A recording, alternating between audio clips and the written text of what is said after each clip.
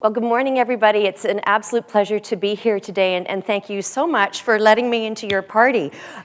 Because as I was telling my son when I was driving him down to his job this morning, gosh, you know, I'm not a teacher, I'm not a researcher, I haven't built my career in the education space, and I hope I'll be forgiven for that, but I was reading your mind maps this morning when I got here, and I saw that you're all hardwired for empathy. So I'm going to exploit that. I was actually at Confederation College in Thunder Bay. I flew in last night. I've been there for the last 2 days, meeting with some remarkable educators and some remarkable students, actually, Aboriginal students. And I have to say, it was 26 below there when I got there. And there's a 4-foot-high snowbanks. And I thought to myself, gosh, you know, it's actually really nice to see winter.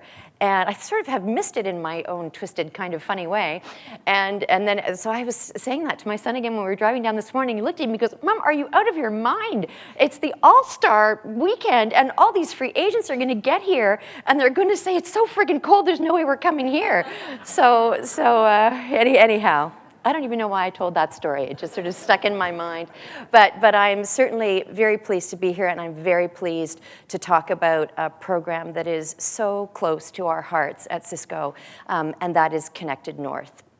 And I should start off by explaining what Cisco does, because not a lot of people do know, and I mean, you'll be forgiven for that. It's complicated, and I barely know, and I've been there for almost 17 years. But what we do, essentially, we are the plumbers for the internet. So all the routing, all the switching, all of the technology that you need to make the internet possible is what we provide. And quite beyond that, we are in the solutions business.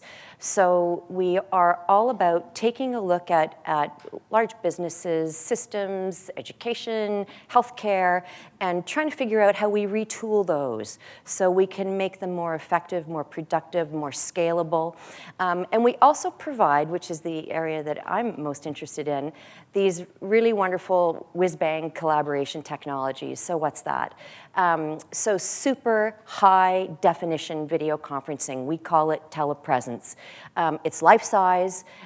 You feel as though you're in the same room as a person. You can hear someone open a Coke can. It's a perfect kind of technology to really give you that immersive experience of feeling connected to somebody. So we did not have any CSR programming in Canada for Cisco until about 5 years ago. And I went to my boss at the time and I said, gosh, you know, we could do some interesting things if you're willing to kind of give this a shot. And he said, yes, by all means. And so we started thinking about our collaboration technologies, and we started thinking about where we could deploy them, where they could be of the most use. And it didn't take very long to make the connection between putting our technologies into Aboriginal schools to conquer the challenges of time and distance. So this sort of seemed like it would make sense, although we had absolutely no engagement or connection to Aboriginal schools. And so we began a 2-year journey of research and trying to understand this space. And I was at a session with Mary Simon, and I don't know if any of you have heard of Mary Simon. At the time, she was the leader of the Inuit people of Canada. And listening to her speak, she touched on 2 key themes. Number one was the high dropout rate of students in Nunavut, which is 75% by the time they hit grade 10. And we've learned subsequently that this is not an uncommon statistic in other Aboriginal communities in our north. So that was sort of challenge number one. And the second area, which is not going to be news to anybody, is the tragic high youth suicide rate, which in Nunavut is 28 times our national average. And so I sort of cornered Mary after her speech, and I said, gosh, you know, Mary, we've got this technology, and I'm not quite sure exactly how we would leverage it, but I know it could help. And so Mary came and did a demo, and she was sitting in a room in Ottawa, and I was sitting in a room in Toronto with the team, and we were saying, you know, we could take kids on virtual field trips. Like, we could take them to the Smithsonian. You know, we could probably get psychiatrists to do one-on-one sessions. You know, we could connect these schools even to labs, Mary, because there are no labs in any of the schools that we visited in Nunavut. And Mary said, you know what? Anything that makes the classroom more engaging, let's go for it. So we did. And what you're seeing here, this is the playground of our pilot school in Nunavut, Exquarnit Middle School. So this is a grade 6 to 8 school with about 400 students in it. And what you see is the playground, and the school is right there on my left-hand side. Before I start, now that I've given you this long preamble, I guess they would like you to now go onto your apps and answer this question. And I'm not sensitive, but I'm kind of hoping that the answers kind of go in one direction. But you know, our corporate partners, I guess the question would be, are you thinking about corporate partnerships when you're thinking about driving excellence in education? So maybe give everybody time. Oh, and the answer is yes. Oh, so that's great. Good. You are hardwired for empathy. Great. So what is Connected North? Yeah, this is the boring language, but it's a leading-edge program that delivers immersive and interactive education and healthcare services to remote, underserved communities through high-def, two-way video communication and collaboration technology. When you put high-definition telepresence into the Arctic and it's satellite-based, I can tell you this is a complicated play. And it's another reason why it's so great to have an organization like Cisco tackling this kind of work, because we sell to these satellite providers. We sell to telecom companies to help them build their networks. And so we know who they are. And when we wanted to run this pilot in Nunavut, we went to SSI Micro, the satellite provider, and we said, okay, there's not enough bandwidth in this school. What are you doing in terms of your own CSR? And they looked at us and they said, well, we don't really do any corporate social responsibility. And I said, how'd you like to? Because we'd really like to run this pilot in Exquarnit. And so if you would come on board as a partner and give us the opportunity to provide a high quality experience, I'll tell you, there is video conferencing in some Aboriginal schools across the north. The quality, based on what I've seen, isn't great. We knew that if we were going to do this, we had to absolutely do it right, and it had to be first class, really high quality, so the kids would engage and the teachers would engage. So bless their hearts, SSI Micro came to the table with $600,000 of donated bandwidth, which allowed us not only one school, but the opportunity to expand quickly to others. And so they became our first partner. And we were also working with the government of Nunavut. We had to get them on side. Inuit Tapiriit Kunitami. You need a lot of partners at the table. In the time that we've launched, we just started our 3rd year of Connected North. We've now got over 35 partners, and I'm going to talk a little bit more about those as the project has expanded. So what are we doing with Connected North? We're doing 3 things. Number one, and this has just been a wonderful journey, is our youth telepsychiatry. We weren't going to do this. We weren't going to do it at all. The first time we went up to Exquarnit, when I walked through the doors and met with the principal and met with the teachers, and I saw the students and I saw the kids, approximately 40% of the kids in that school suffered from fetal alcohol syndrome. And you know, being in the school for a certain period of time, you see the challenges that the teachers are faced with. There's a lot of behavioral issues. There's a lot of kids who suffer from various forms of trauma and abuse. And so I thought to myself, my gosh, you know, this is crazy. Like, we can't come in here with an education program and not somehow pair that with some mental health support.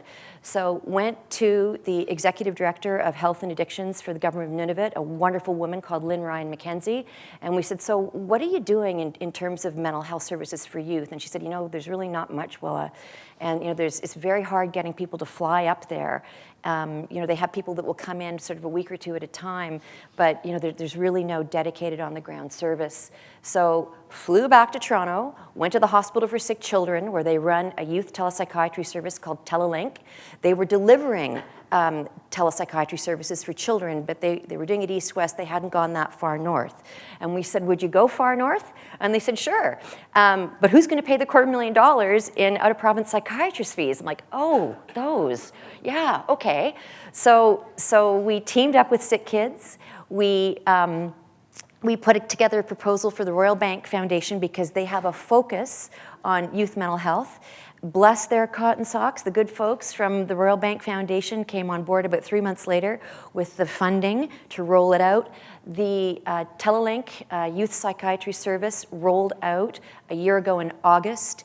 It is now operating in 10 communities across Nunavut, and it is, I can say with some confidence, the largest and one of the sole platforms of delivery for youth mental health services. So we are absolutely thrilled with that. And we're looking now to expand that to the Yukon, and we're actually working to do something, a really unique program focused on health and wellness that can be delivered into Aboriginal schools in Ontario. So we've got a consortia of partners that are helping us work on that. So that's taken off. In terms of education, we're operating in grade K to 12 environments, and we're doing 4 things. I'm going to talk about each one of these in depth a little bit longer, or in the presentation. Number 1, we're delivering a program called Experts in the Classroom, Experts on Demand. I mentioned before that these schools don't have labs. So we started off with a STEM focus. We're a tech company, so we like STEM. And so they could, if they wanted to do a frog dissection, there's no labs there. There's no frogs in the Arctic. So we could connect them to labs and frogs. And kids also, we learned they liked things that sizzled, fizzled, and boiled, so, and gases and colors and all that stuff. So that was very popular. And then we connected them to astronauts and physicists, and the teachers loved this too because, you know, if there was an area where they didn't have a lot of depth from a curriculum standpoint, they were able to supplement with experts sometimes, and that seemed to work very well. That program took off. And we, because we're Cisco, and we have lots of friends, there's this wonderful organization in the United States, terrible name, but they're a great organization, called the Center for Interactive Learning and Collaboration, CILC. If you don't know about them, I'd really encourage you to visit their website. They have an arsenal of thousands of online experiences, virtual field trips. 3 weeks ago, we took the kids from Mine Center, an Ojibwe school in Mine Center, Ontario, and we connected them to a shark lab in Sarasota, Florida, and got phenomenal feedback. We can connect the kids to a drama troupe in Minnesota who will teach students about Shakespeare. It's just fantastic what's available. And the teachers are able to select what they want. And the great thing, as the superintendent of schools for Rainy River told us, that's where the Mine Center School tracks, she said, you know, well, the teachers are just looking for ways to reach these students. And, you know, in the case of the Shark Lab tour, you know, this one little boy who really hadn't said much and who didn't participate a lot actively in class came up and said, you know, I really love sharks. And just, the teacher went home and went, okay, what can I find out about sharks? You know, and she used that kind of video interaction to reach this child in a way that resonated with him and excited him.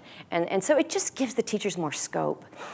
The second thing we're doing is cultural exchange. This is my favorite part of the program. We decided that, and when you spend any time up in the Arctic, and I don't know if any of you have, but you realize very quickly, and I believe this as a Canadian, our knowledge of the traditions and values of our people of the North informs us all as Canadians. And the history is tragic. The stories are absolutely heartbreaking, and shame on us. And when you go up there, and you see these fantastic, smart kids, and you see their love of the land and the things that they're trying to hold on to that make them unique and special, you think, gosh, I wish more Canadians could see this and feel this and know this. So we identified 3 pilot schools, one in Toronto, one in Calgary, and one in Vancouver, and we gave them telepresence too. And we connected them to schools in the North, and we started running a program called Classroom Connect. And the University of Toronto, bless their cotton socks, came on board with the Advanced Learning Technologies Lab, and they did a study of 192 hours of our video sessions, and I'll share the results with you in a while. I briefed the Governor General on this program, and he said to me, you know what, Willa, this sounds like it's nation building, and it is, and I'm going to show you a clip of one of these sessions, but when you bring kids together in environments, and they are very accepting of the video technology, it breaks down the barriers, and it's a you know, they're meeting each other on their own terms, peer to peer, student to student. It takes a while for the relationships to kind of gel, but we're building understanding on both ends. So I love the Classroom Connect program, and we've actually just, the equipment arrived last week at Lougheed Middle School in Brampton, and they're going to be our first sort of, you know, Southern Ontario partner that we're going to be matching them with the school, hopefully in the next couple of weeks. Finally, capacity, or a third thing, capacity building for teachers. You know, we weren't going to do this either. And then the teachers came to us and said, gosh, this is so amazing, all this stuff you're doing, but what about us? Because it's really tough for us to get PD, particularly up in Nunavut. I mean, they had one person who would fly up. It's like a fortune to fly up there. It's about $3,000 round trip, and they couldn't afford to have more than 1 or 2 people maybe come for a couple of days, and that was it. So year one, we volunteered to do it all virtually, and so for all 60 teachers from all 5 schools in Iqaluit, we had experts in telepresence rooms at Cisco across the country. We had the Red Cross folks teaching Respect Ed. We had folks from Jump Math. I mean, we put together a whole program, and the teachers just did it all virtually. We got a 98% high satisfaction rate. And they said, that's awesome. So next year, we'd like you to do all 390 teachers from the region. We're like, okay. So last February, we did a week-long session. I'm going to show you some clips of that too. And that's an area that we're looking to build out. And the fourth thing we're doing finally is virtual career fairs. So this is something that the high schools asked us to do. They want to expose students to people in different careers, different jobs. Canadian North Airlines, for example, who's one of our program partners, they have a really tough time hiring Inuktitut-speaking flight attendants. And they said, gosh, you know, if there's a way we could get into the schools and just do sort of a career hour and just introduce the kids to some flight attendants or baggage handlers or crew or pilots, like that would be great. So we kind of started that way, and it's expanded now, and we've exposed kids to lawyers, and we're exposing kids to medical workers, and really, it was interesting when I was in North Bay yesterday. I met some just amazing, sorry, not Thunder Bay. I met some amazing kids, and they said, mentorship is everything, and you know, a lot of people. A lot of students in those or in those communities, they go into fields like nursing or teaching because, and I'm generalizing here, and every community is different. This is just what was told to me. But in those communities, their mentors were teachers or nurses. So those are career paths that they tend to follow or feel comfortable following or are interested in following. So if we can broaden that and do it virtually, we're just looking for a sponsor to try to help us fund it to make it what we want it to be, but that's the fourth thing we're doing. Finally, I don't know if many of you in this room know this, but Cisco has run a program for over 30 years called the Networking Academies. It's kind of like the shop of the 21st century. So we go into colleges and universities and even high schools, and we build labs, and we teach kids, we provide curriculum, we train the trainer, and we teach kids how to build and maintain IT networks. So we thought to ourselves, we've got 221 of these across Canada now. We have over 1 million graduates worldwide, though, and they're certified programs. So when the kids graduate with these certifications, they're job ready. We thought, well, if we're doing all this work in the north, we better be building the skills in these communities to help maintain these kinds of technologies. So I'm very proud to say that Cisco corporately supported us. We launched our northernmost networking academy in Iqaluit 2 years ago. We've had 8 graduates, which we're thrilled about, and we have just, it's only about 6 weeks old, launched a virtual networking academy with our partners keynote in Northern Ontario. So we're really looking to try to have a full circle solution to this and make sure we've got the skills at the community level to keep it going. So, boy, we've had to really work with a lot of people to get into these schools and to get this done. We're working with not-for-profits. We're working with private foundations. You know, the cost model for this, it's expensive. It's not prohibitively expensive, but it is expensive. And Cisco's plan was just to go in on our own with one school. We realized pretty quickly that A, the solution was working, and B, the need was great. There are 600 Aboriginal schools in Canada. There's no reason why we can't be in every single solitary one. So we started bringing in partners to help fund the rollout. And so Cisco goes in with the technology and the engineering. So school by school, doing an audit of the bandwidth, negotiating with the bandwidth providers, trying to make sure we can just deliver the darn thing. And then we have to fund the whole content piece. The virtual field trips I talked about, we've actually hired people now who are working with the schools daily to help them book all their sessions. So there's cost to that. And then there's the bandwidth piece. We usually get the schools to pick up that cost. And if they can't, we do try to negotiate with the bandwidth providers to donate it. But the way we've looked at this whole thing is, we just need to get it off the ground. Like, we just need to pilot it and show people that it works. And we believe passionately that this is a 21st century classroom solution that's working. And it just needed some project management and some commitment and some passion, like anything else, to get it off the ground. But hopefully, if enough people see it and believe in it and care about it, we'll get some broader support so that it can be rolled out to all 600 schools. So we're working with Cisco employees too, just to get back to the chart here. Our engineers are phenomenal. I can't even tell you the amazing stories of some of our guys who go up there in 50 below weather and track like fiber outside in a community to try to make sure it gets the last mile to the school. Partner schools I've mentioned in the South. We've got lots of donor partners, network partners, the telecoms, cable companies, all those guys, we need them. Business development, I put that down because it's a proof of concept for Cisco, and that's a good thing for us. It tracks back to the old good business is, good work can be good business and vice versa. And we're certainly very grateful for the huge amount of support we've had from the Cisco Foundation in the US, who have put well in excess of $1 million into this program so far. We're working with governments as well, just starting to now. Again, we've only been out there for 2 years and not-for-profits. Here's just sort of a sampling of some of the partners that are involved in the program. I've mentioned RBC and their youth mental health program. Toronto-Dominion Bank is our arts and culture content sponsor. Scotiabank is our teacher training and development sponsor. We're working with Canadian accredited independent schools. They came to us and asked us if they could participate in the Classroom Connect program. We're now starting to work with public schools as well. SSA Micro is our network partner in Nunavut. SaskTel is our partner in Saskatchewan.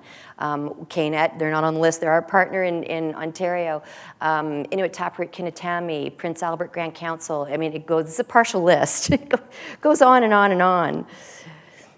I'm not going to spend a lot of time on this, but this just gives you a sense of the type of service that we're providing through our youth mental health program.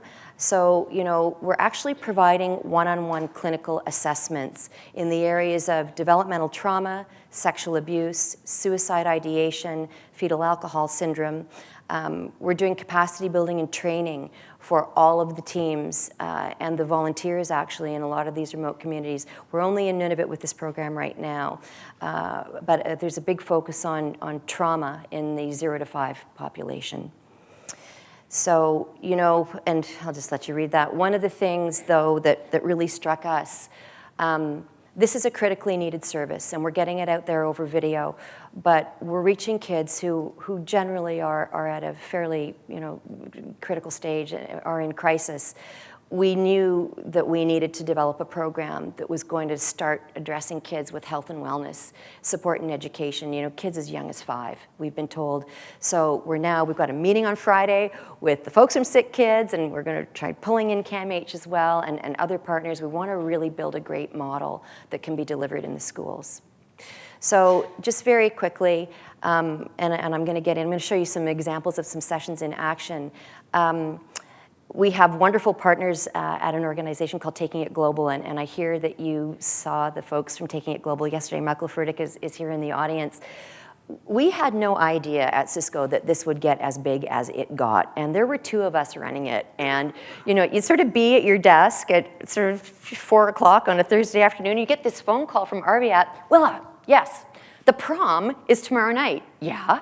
Well, the girls don't know how to do updos. Can you get a hairdresser that can show them how to do updos? And you're like, Sure. So you're phoning around, you're trying to get like we were doing a lot of the scheduling, all the testing, all the management, trying to get the ecosystem pulled together, trying to get the funding in place so we could add new schools. Like, it just was too much.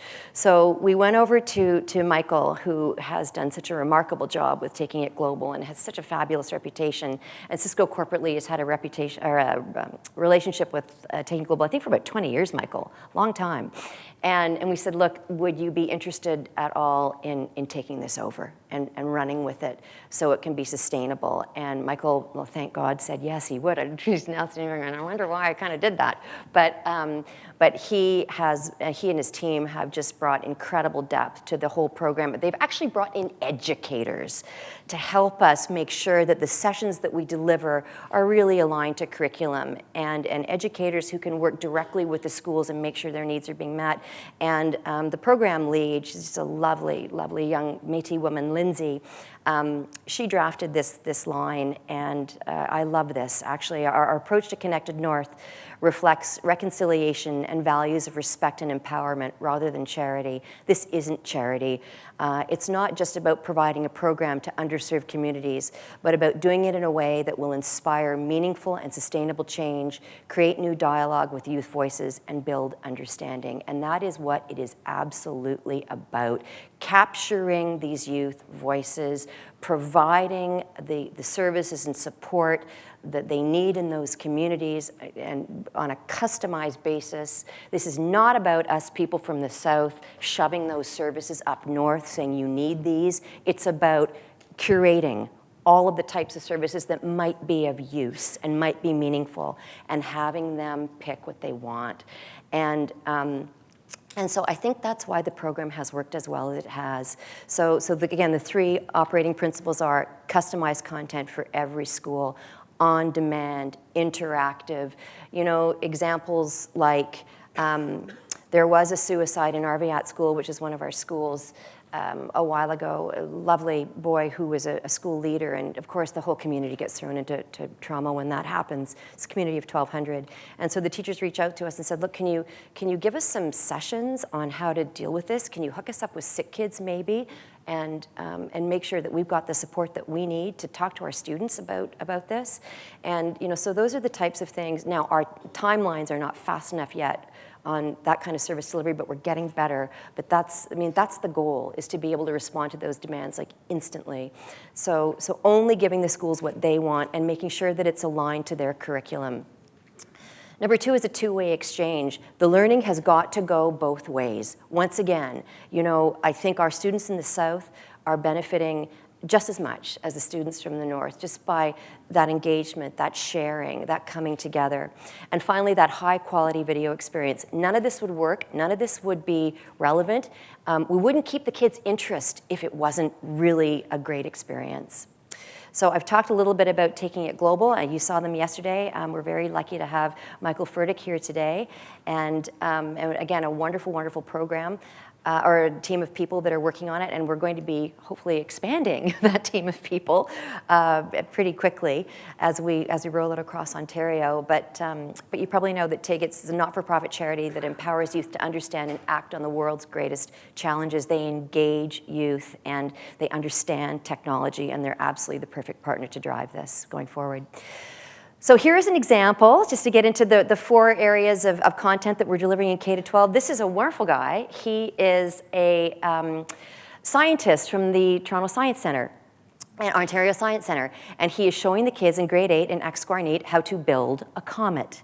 So, again, I want to emphasize the interactive quality of these sessions, that the kids can ask questions, and, it's a real-time, exciting experience. One of the things that is very important to say off the top, before we let any of these experts run their sessions, we do sit down, and Lindsay does all this from Taking It Global, and we give them a little bit of cultural sensitivity training. Here's what to expect. Here's the background. We don't want, for example, folks talking about nutrition saying, well, just go to the store and buy a broccoli, and you should be eating that because broccoli is $11.99. So that's not going to work.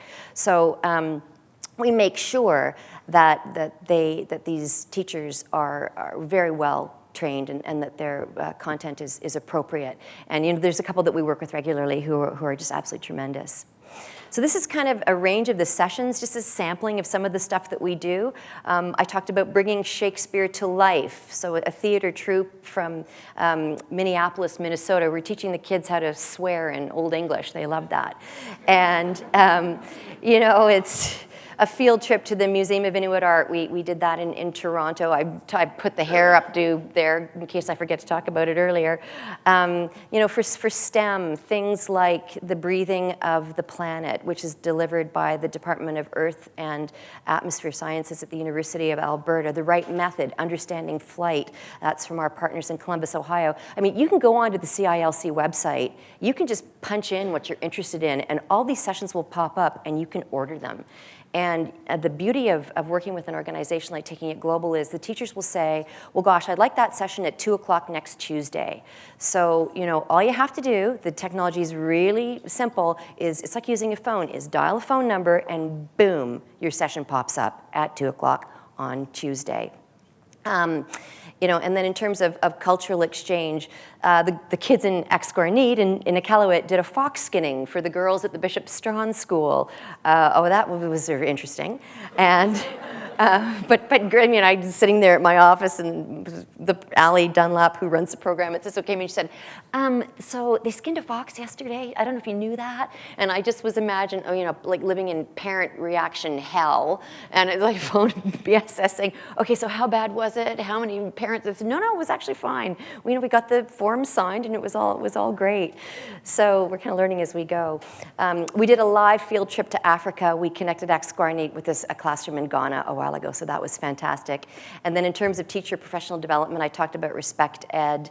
We just do a range of, we try to match up the requests from the school boards as much as we can. This is a quote from a high school teacher. He actually won the Prime Minister's Award a couple of years ago, Gord Billard. He's lovely. And he said this after he had just done that Shakespeare session. And he said, my students and I thoroughly enjoyed our session with Charles. He was engaging, entertaining, knowledgeable, wonderfully enthusiastic and personable. It adds a whole other dimension to the learning experience and gives our isolated student population a sense that we're not the only ones up here doing what we're doing. We are really connected in a significant sense and feeling less isolated. This is an example of cultural exchange. So that's the grade 6 classroom at Axcorneet, working with the kids at Grafton Public School in Southern Ontario. I love this quote below.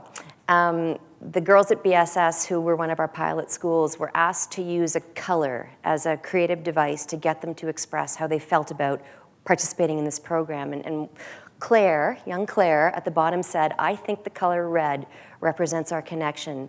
I think that's because even though we're very different for many reasons, such as hunting, food supply, population, and many more, we are all in Canada, and red is our national color.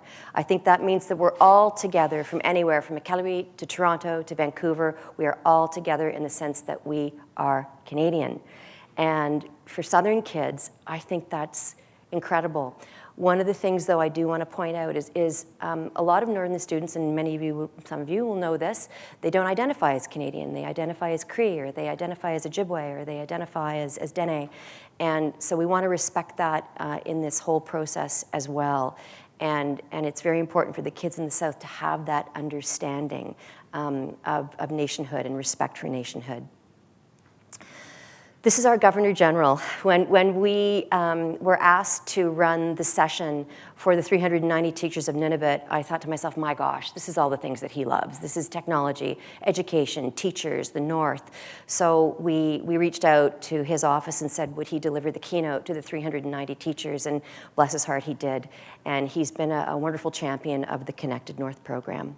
I'm going to show you 5 clips of some of the sessions. So the first, I apologize, guys, I should have been paying attention this morning. The first session you're going to see is a guitar lesson that was delivered from Toronto to the Peter Pitsiolak School in Cape Dorset. You are also going to see a clip of the Governor General at the session that we talked about. You're going to see a wonderful fellow a doctor from St. Louis, talk to kids about heart health. And I think he's talking to Arviat. You're going to see a literacy lesson delivered by one of our Taking It Global team to some students in Black Lake, Saskatchewan, one of Canada's, I guess, the 5th most violent community in Canada. You're going to see a Classroom Connect session between Ex-Score and BSS. So I'd ask you to just look at the quality of the sessions and to look at the interaction of the kids. And here we go.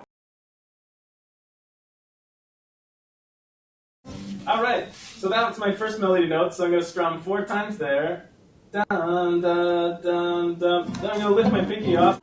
I'm going to strum 4 times like that.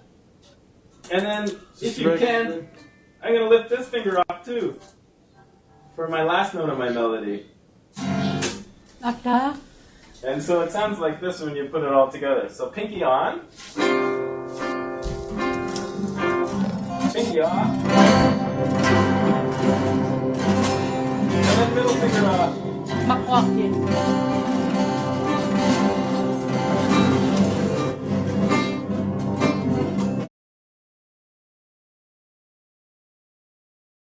Udako, Your Excellency, what have you found to be the best way to engage and enhance students in their love of learning? I would say to maintain the passion that is there at birth. All of us who've had the joy of having children know that children, as soon as they begin to get a little past mama or dada, are always asking why.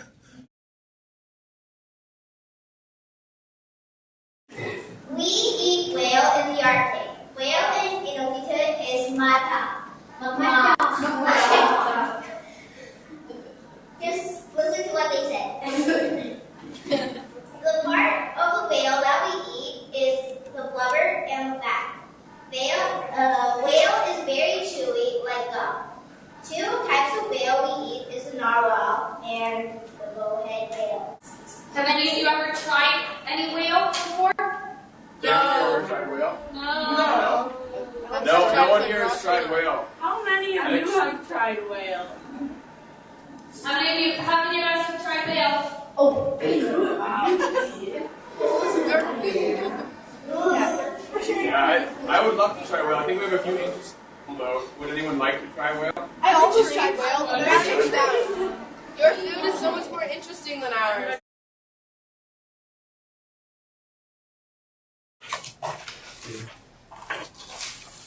Art Eric was over, but Vashti sat glued to her chair. Her paper was empty. Do you have empty paper in front of you now? Yeah? Vashti's teacher leaned over the paper. Ah, a polar bear in a snowstorm, she said. Very funny, said Vashti. I just can't draw. Look at this heart, guys, compared to the normal size heart.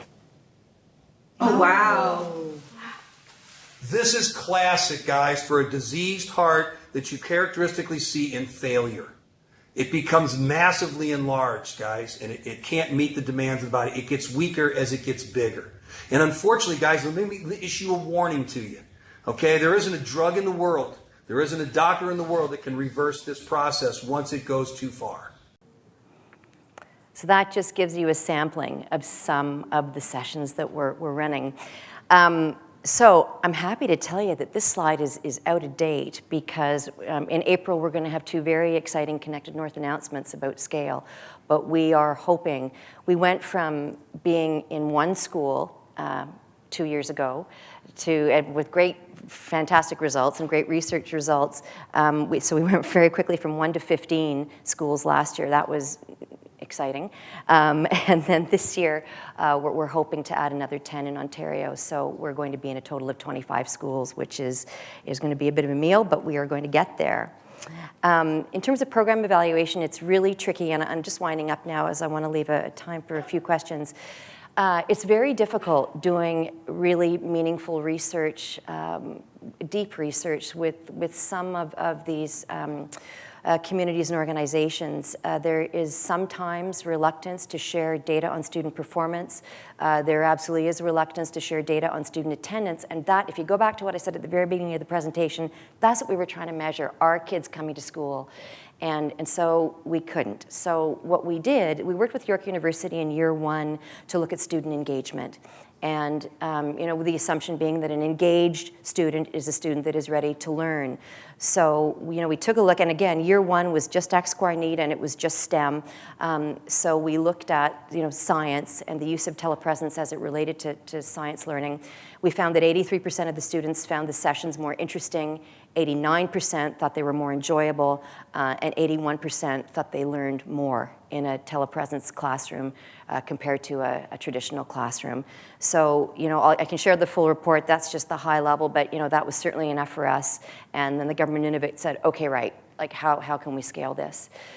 So we did scale it, and we were operating in 15 schools last year. And so the University of Toronto Advanced Learning Technologies Lab partnered with us. And our goal really at this point was to look at video as an effective medium of delivery in these classrooms. Once again, was it engaging kids? Was it engaging teachers? Was this going to work? And so they looked at 192 hours, and it was painstaking. Like, they broke down like seconds of the session. And when a child leaned in, they attached a weighting to that. When a child asked a question, that was another weighting. So it was really exhaustive. But the conclusions were 86% of Aboriginal students were fully engaged and participated during the Connected North sessions. And this, for all of our grids, we wanted to see everything over 4. That was sort of the benchmark that we set for ourselves. We were very pleased with these results. And what we learned too was kids were most engaged when they were talking about their culture, which is not surprising.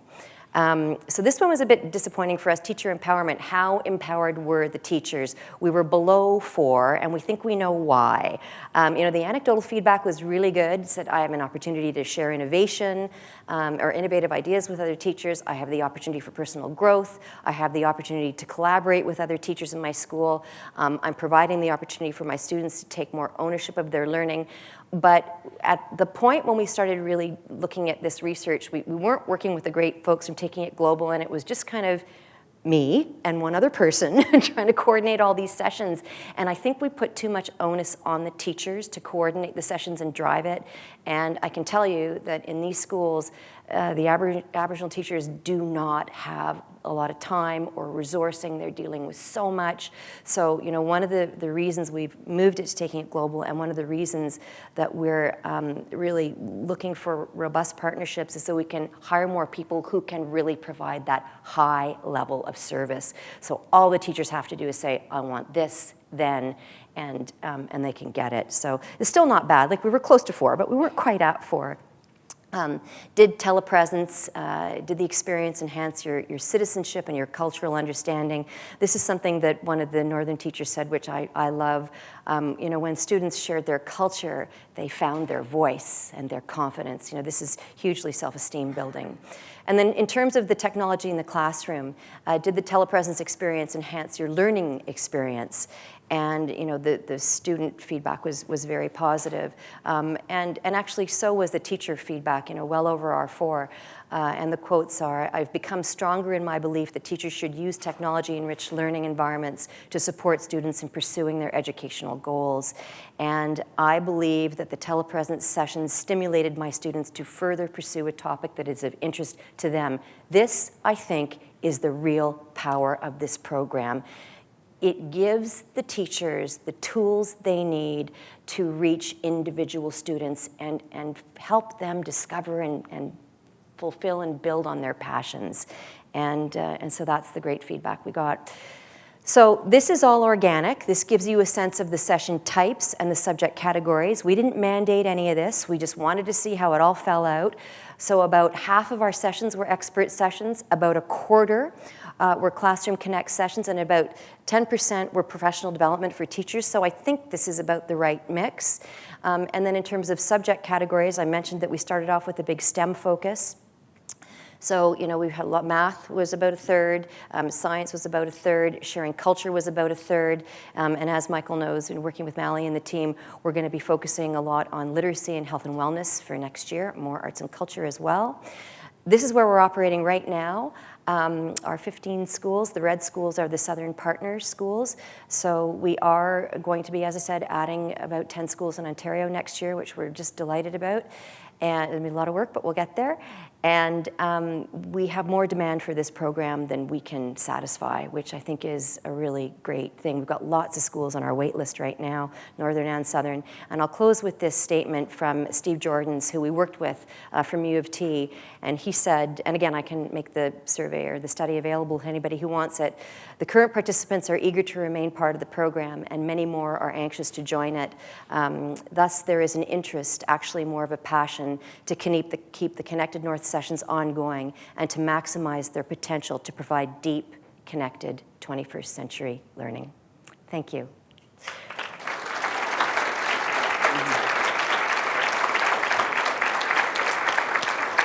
So I guess now you're supposed to fill this out. Yeah. So I'm happy, just a couple of minutes, but I'm happy to take questions if anybody has any about the program. I hope I can answer them. I should say, it's we're an IT company, and we wanted to do this program. We wanted to fill a gap. The first time I went up to Nunavut, the CIO for the government drove me around and said, "You see that building over there?" And I said, "Yeah." And he said, "There's $200,000 of Cisco equipment sitting in that building, and we just don't know what to do with it." And we realized pretty quickly it wasn't good enough for us just to get the network up and running and install the units. We had to build the content, but we weren't educators. And so, which is pretty clear. So, but we knew what we didn't know, and so we just put sort of best foot forward, and so the result is where we've gotten to today. But I think it's only 2 years old. As Connected North evolves, I think you're going to see a much sort of richer, deeper academic focus on it. Yes. Yeah. Hello, my name is. Oh, sorry. Oh, yeah. Hi, my name is Maureen England from Frontier College. Yeah. And hi. Hi. Yeah, so we work in almost 100 First Nations communities across Canada. And we also do a lot of community capacity building. So whether it's parent workshops, setting up programs, or workshops with Cisco. So I'm wondering for your next year, especially considering you're expanding, how would we get involved in this year? So Sherry Campbell's a friend of mine, right. and we've actually talked to you about doing that. And I think that's an example of where the demand was far greater than our ability to execute. So, and I think you guys just got a grant from us as well, so we could jointly look into expansion and some piloting of a program. So I think those discussions are actually happening. Okay, great. So yes. Thank you. That's the answer. Yeah. Hi, I'm Brenda Wilson. I'm from Ottawa Catholic School Board, and Hi, I'm Brenda. the Superintendent for Learning Technologies. And Ottawa wants to be on the list. Oh, okay, great. Well, I have cards. Okay, cards. so Michael's here too. Michael has cards. We're all here going, hey, Ottawa's not there yet. Yeah. So that's our first thing. Yeah. I'm interested in the classroom devices, and if we're looking at kids' ability to use devices to be interactive, are you involved in that, or is there someone else giving kids devices, and what devices? I mean, I certainly can't speak on their behalf, but I know that Apple is looking at doing a program. Michael probably is way more knowledgeable on that topic than I would be. We haven't, through our program, introduced devices yet. One of the challenges that we have up there is bandwidth, yes. to be completely honest. Yes. One of the things, though, that we are looking at doing, we have a technology at Cisco called WebEx, which is, it's sort of a virtual meeting space. Right. So you can have someone present from a telepresence and just send a link out, and anybody can get onto the link and be introduced into the meeting or the virtual session, and they can access it on their handheld, they can access it on their laptop. We've done that very successfully. You can bring thousands of people in the same time. So we're going to be looking at doing that, but again, they have to be communities with fiber. So. Right, and we're doing the Google thing, and Yep. so, like, I'm thinking, you know, our teachers just have to push a button and it comes up on their Yep. smartboard. We're trying to get them to do that, Yeah. and looking at Yeah. what promotion you're getting. The last question I have is denial of service. Do you have trouble with DDoS, or will they? I think when they get to the devices, we're having serious trouble across the world, I guess, with being shut down so that you can't, you know, we've got all our teachers and students using devices now, but when there's a denial of service attack, it paralyzes you now for weeks. So nothing there yet? That has not happened. You know what, knock wood. You Good. know, because we have a lot of engineers that are supporting us right now, and when we go into these schools, we do it right. We build up all our firewalls, and we've got a great level of security. The other thing I should add, too, for this audience is privacy and security we take very seriously. Every single session, we can embed taping. Every single session is recorded. So knock wood, and every single session is also supervised by third party. So knock wood, we've had no issues yet, but no, none of those sorts of things have happened to us. Thanks very much. I hope. Yeah. Good morning. Good morning. Rod McKinnon from Superior North Catholic. Oh, very nice to meet you. Yes, close to Confederation College Yes, in Thunder yes. Bay. So you targeted an audience that perhaps didn't have a current configuration for bandwidth and providers and so on. Is that a reason why you're there? And are we restricted because of our current configurations? You know what, it really, really depends on the school. The value that Cisco brings is we can walk into a school and we can say, okay, what's your bandwidth situation? Who is your provider? Like, what's your current state? And we just did this with one of the northern schools, and you know, we knew they sort of could have the capacity. They had access to bandwidth, but they had some network issues. And it was going to cost them 90 grand to fix their network issues. So what we did is we actually found a community partner with the 90 grand, who then invested. Their network is going to be brought up to speed over the next 6 months. Their bandwidth is not an issue. We can go into that school. So every school is different. You know, in the case of the Nunavut schools, network wasn't the problem, it was the bandwidth. So we then negotiated with the bandwidth provider and said, look, can you just get us up to the level we need? So, I mean, it's painstaking. It's school by school. But we know the right questions to ask. We are, you know, the network company. And so we donate this time and talent to do it. Is it going to be sustainable for all 600 communities? Probably not.